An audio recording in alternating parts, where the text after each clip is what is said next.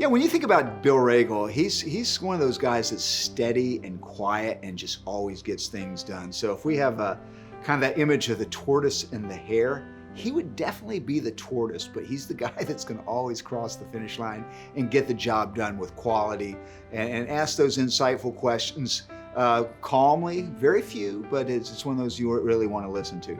So that's what I kind of admire about Bill, is his steadiness and how he's kind of gently asking the right questions to encourage others.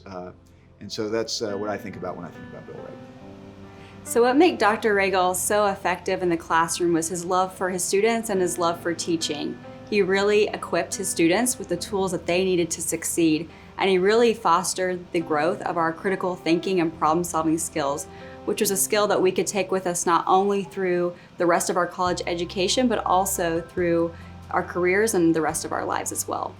He was also a source of encouragement for my spiritual life as well. Every day before class, he would give about a 60-second devotional sharing what the Lord had been laying on his heart that day. And he did this every single day in every single class for the 3 years that I had him as a professor. And more often than not, what he said that day was exactly what I needed to hear. And so that was a big source of encouragement throughout my Cedarville career. So when I think about Dr. Ragle in class, I think about his kind demeanor, his definitely just way of making students feel at home, but definitely not afraid to put you on the spot and ask a tough question. Definitely in my first couple years was challenging sometimes when you would get called on unexpectedly and might catch you off guard, but he always had a way of encouraging you and affirming you even if you were caught off guard or something like that.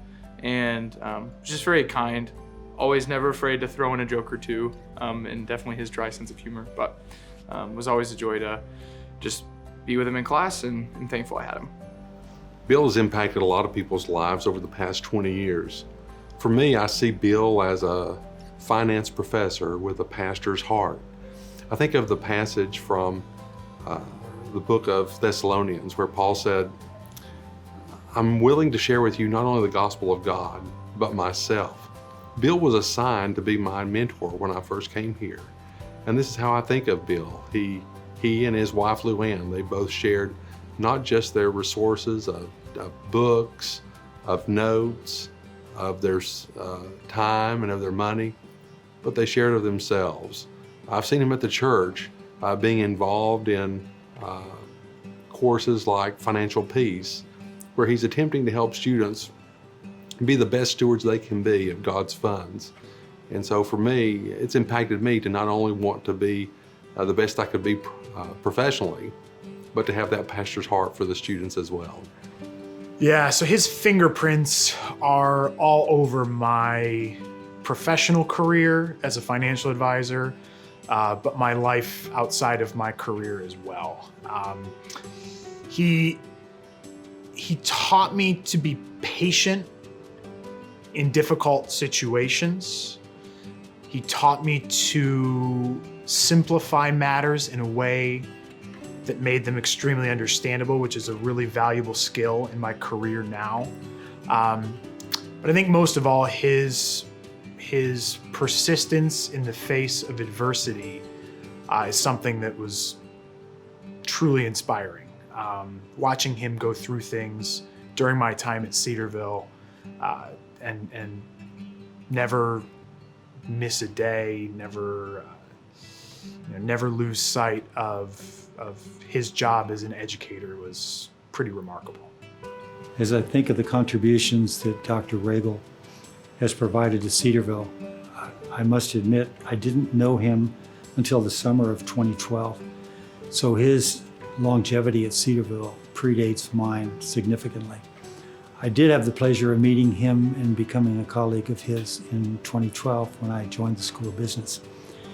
And it seems to me that one introvert looking at another, I really admire in Bill and think it was a great contribution to the School of Business in particular and to the university in general, that he really models the verse in James that says, "Be swift to hear, slow to speak, and slow to wrath."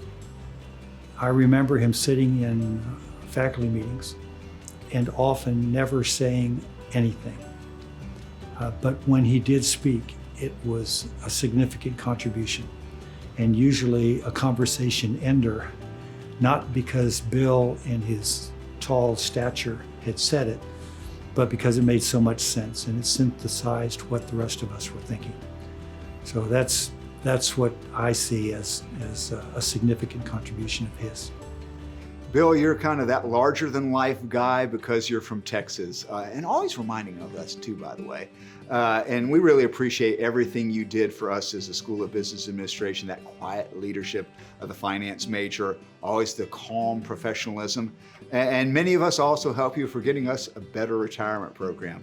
And as you go into your own retirement, we hope that you will enjoy not just the financial benefits, but the really the recognition of what you've done to impact hundreds and hundreds of department and now School of Business Administration graduates who are better prepared for their vocational work as well as better prepared for life in general because they were mentored by you. So thanks for all you've done for Cedarville and the School of Business Administration.